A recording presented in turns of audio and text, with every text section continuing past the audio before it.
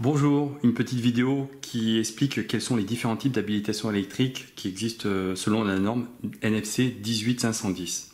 Alors, lorsque vous voulez savoir quelle habilitation électrique proposer à votre salarié, tout d'abord, avant de faire la formation, normalement, on doit faire une analyse des risques. On doit analyser quelles sont les demandes particulières de votre entreprise.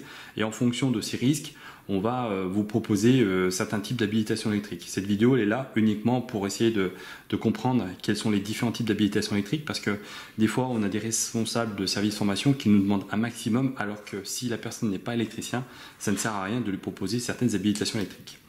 Du coup, pour parler de ces habilitations électriques, vous avez deux possibilités.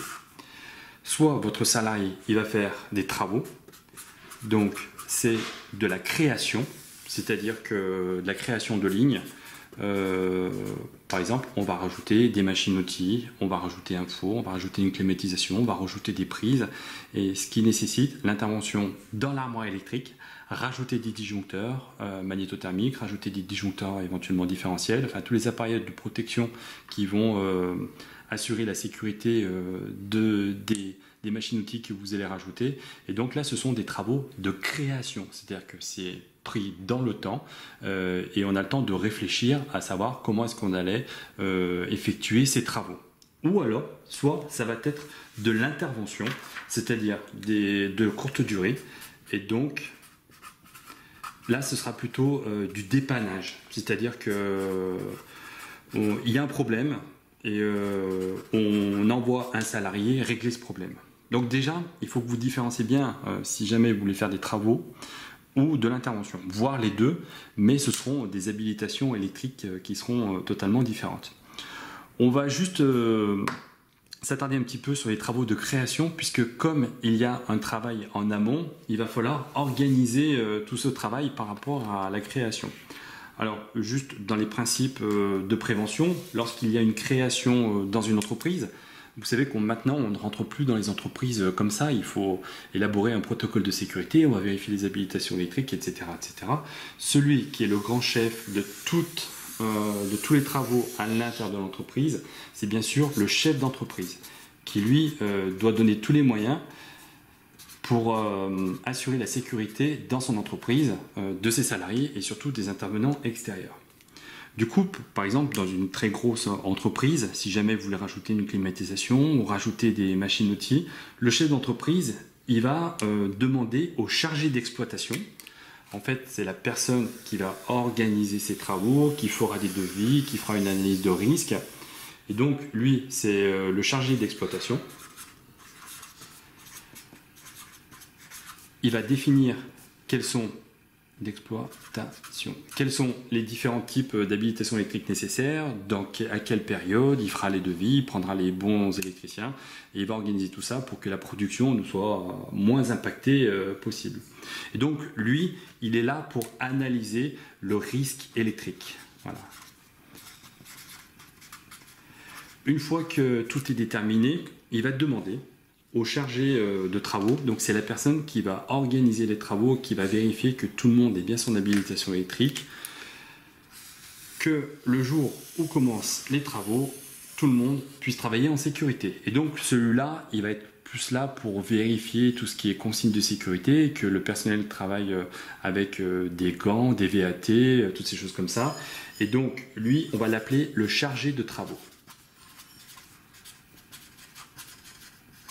Et donc, on va lui donner un indice 2. Donc, en basse tension, ce chargé de travaux, on va l'appeler le B2.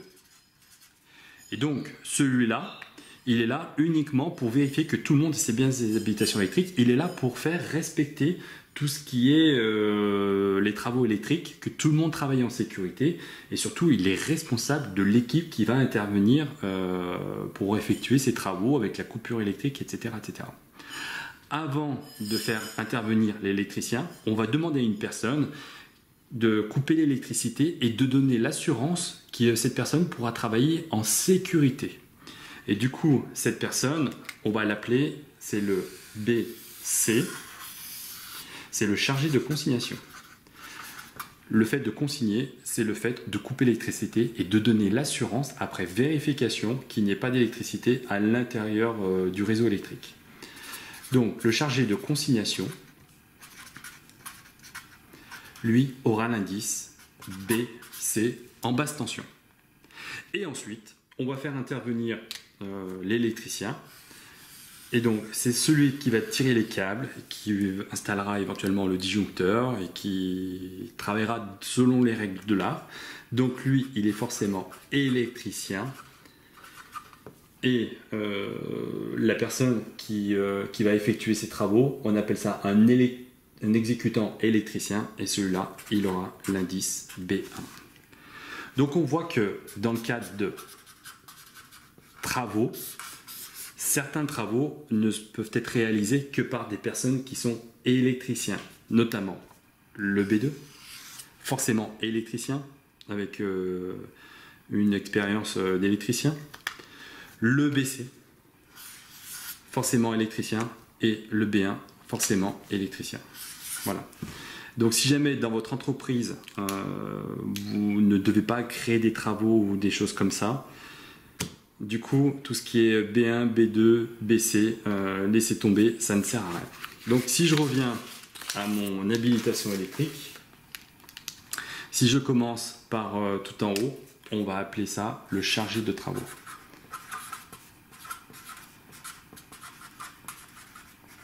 Et donc, lui, il aura l'indice 2. Donc, tout à l'heure, c'était B2 en basse tension. Celui-là, ce qu'il va faire, c'est qu'il va baliser. Il va analyser les risques, surveiller, préparer, et puis définir quelles sont les consignations.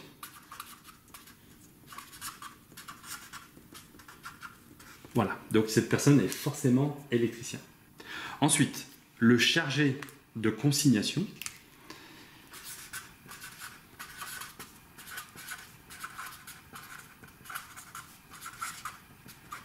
lui aura l'indice C.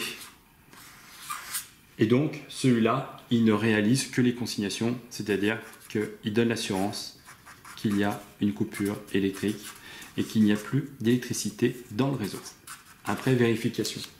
Cette vérification, on l'appelle une VAT. C'est une vérification d'absence de tension. Ensuite, vient l'exécutant électricien.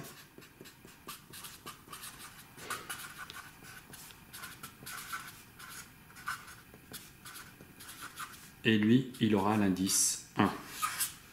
Et donc, celui-là, c'est lui qui réalise les travaux électriques. Réalise les travaux. Et cette personne est forcément électricien. Voilà. Ensuite, je vais revenir sur mon intervention. Donc, cette intervention, ça va être par exemple pour faire du petit dépannage ou des choses comme ça. Si vous avez un électricien, donc celui-là, il fera des interventions générales. Et donc, lui, on lui donnera l'habilitation électrique BR. Alors lui, c'est l'électricien et c'est le dépanneur par excellence. Lui, il est tout seul, il peut gérer éventuellement une personne, mais pas plus. Il consigne pour lui-même et il intervient toujours en basse tension. Voilà. Et celui-là est forcément électricien. Maintenant, si vous n'avez pas de personnel qui est électricien, mais qui doit quand même réaliser des petits travaux, donc celui-là, on va appeler ça un élémentaire. Il va réaliser des travaux élémentaires et celui-là aura l'habilitation électrique BS. Alors, les 4 possibilités qu'il a pour pouvoir intervenir, on va lui donner par exemple remplacement d'ampoule.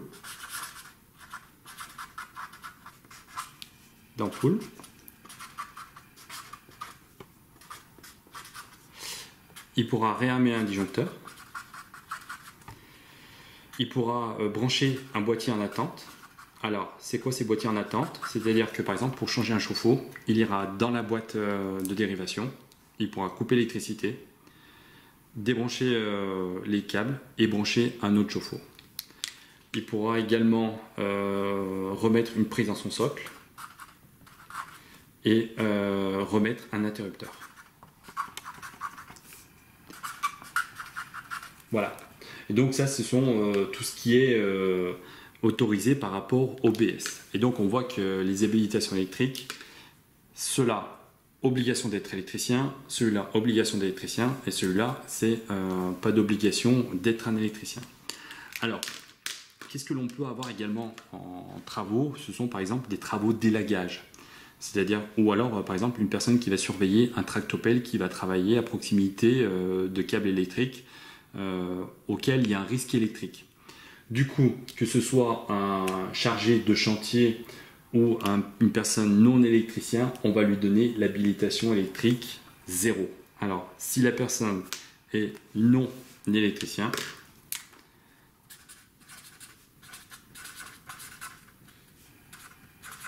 on va lui donner l'habilitation électrique 0. Alors, soit il va être chargé de chantier, donc c'est pour surveiller un chantier lorsqu'il y a des travaux à proximité d'une pièce d'une sous-tension ou en travaux aériens ou des travaux d'élagage. Et donc c'est la personne qui est au courant du risque électrique, mais il n'intervient pas directement sur le réseau, il connaît les distances de sécurité. Ou alors, ça va être la personne qui n'a pas d'opération électrique, et donc celui-là c'est un non électricien, et donc c'est pas d'opération électrique.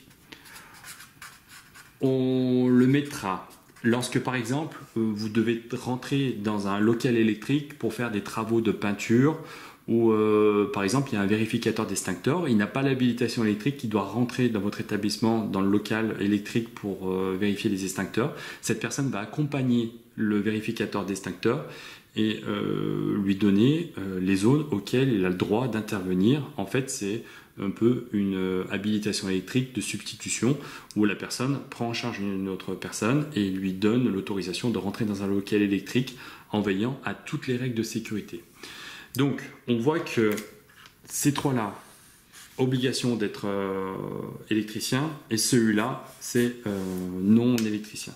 Et donc, ça va être soit l'habilitation électrique B0, ou soit l'habilitation électrique H0, puisque certaines personnes doivent rentrer dans des locaux électriques de haute tension.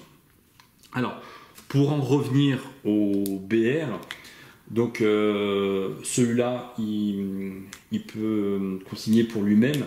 Par contre, il ne doit pas intervenir sur des disjoncteurs de 63 ampères. Voilà. Pour tout ce qui est habilitation électrique BS, les conditions pour pouvoir intervenir, eh ben, c'est lorsque c'est inférieur à 400 volts, lorsqu'il peut intervenir sur des disjoncteurs de moins de 32 ampères, et surtout sur du 6 mm². Voilà. C'est le diamètre du câble, inférieur à 6 mm². Donc on lui donne des restrictions supplémentaires pour ne pas intervenir sur un réseau trop important électrique.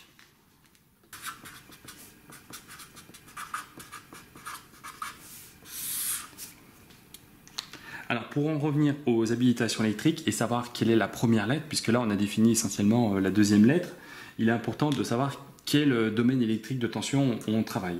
Donc on peut être soit en très basse tension, soit en basse tension, et ça porte mal son nom parce que la basse tension peut quand même faire assez mal. Ou soit on va être en HTA, c'est haute tension de niveau A, ou HTB. Voilà, donc là c'est la niveau 2, c'est la plus importante des hautes tensions. Alors, au niveau de la très basse tension, généralement ce sont des toutes petites tensions, ce sont des tensions dites de sécurité. Donc on a 12 volts ou du 24 volts. Alors ça c'est par exemple tout ce qui est déclencheur manuel, c'est pour déclencher l'alarme incendie, ou une commande de machine. Voilà. Généralement ce sont des petites tensions et du coup le risque électrique est quand même beaucoup plus limité. Malgré tout, par exemple sur une batterie, il y a quand même des risques. Et ici, on a un risque de brûlure ou d'explosion. Si vous prenez une batterie de 12 volts ou de 24 volts et que vous mettez une clé entre le plus et le moins, il y a un vrai risque d'explosion. Vous verrez les vidéos sur internet, mais il y a un vrai risque d'explosion. Donc on voit que c'est de la basse tension. Malgré tout, il y a quand même un risque de brûlure et d'explosion. Alors, tout ce qui est basse tension, c'est du 230 volts, généralement, à 380 volts. Et la frontière entre les deux, c'est du 50 volts alternatif. Alors, la basse tension, elle va jusqu'à 1000 volts alternatif. Voilà. Alors, ici, là, c'est par exemple, la maison est câblée par du 230 volts. Donc, du coup, je vais marquer, ici, c'est par exemple le réseau électrique. Voilà, domestique, tout ce qui est domestique. Donc là, non seulement on a un risque de brûlure, mais d'explosion, mais en plus, on a un risque supplémentaire, c'est un risque d'électrisation. Alors l'électrisation, c'est le fait d'être tétanisé, d'avoir un arrêt cardiaque, de faire des thromboses et de mourir. Et donc là, on a un vrai risque d'électrisation. Voilà. Et donc, si jamais vous avez une habilitation électrique, l'habilitation électrique qui correspond à la basse tension, c'est la lettre B. Voilà. Et ensuite, on a la haute tension. Alors là, il y a vraiment un risque d'amorçage qui est hyper important. Alors, c'est quoi ce risque d'amorçage? C'est-à-dire que si on approche d'un câble électrique sous haute tension, surtout si ce sont des pièces nues sous tension, il y a un vrai risque d'amorçage. Le contact peut se faire par l'air, notamment sous certaines conditions, en conditions de météo, quand il y a de l'orage ou des choses comme ça. Et du coup, plus on va approcher d'un câble haute tension, et plus il y a un risque d'amorçage. C'est pour ça que l'on va augmenter les zones de sécurité. Alors, le risque d'électrisation, il se fait aussi bien en basse tension qu'en haute tension. Il y a aussi un risque d'explosion et de brûlure, notamment si vous faites un court-circuit. Et le risque d'amorçage, lui, il existe surtout en haute tension. Voilà. Et donc là, si jamais vous avez une habilitation électrique à donner, ce sera la lettre H. Donc si je reviens à mes habilitations électriques, un personnel qui est habilité BR, lui, il ne peut travailler qu'en basse tension. De toute façon, l'intervention générale électricien, lui, il ne peut être que B. Mais si par exemple, on a un chargé de travaux qui est B2, c'est-à-dire qu'il ne pourra travailler qu'en basse tension. Ah, je ne vous ai pas mis les zones de tension. Donc en HTA, généralement, c'est jusqu'à 50 000 volts. Et au-delà, c'est jusqu'à 400 000 volts. Donc là, c'est les super pros. Là. Généralement, la tension HTA, c'est la distribution en entreprise, c'est du 20 000 volts. Donc là, c'est l'entreprise. Et là, ce sont des lignes aériennes.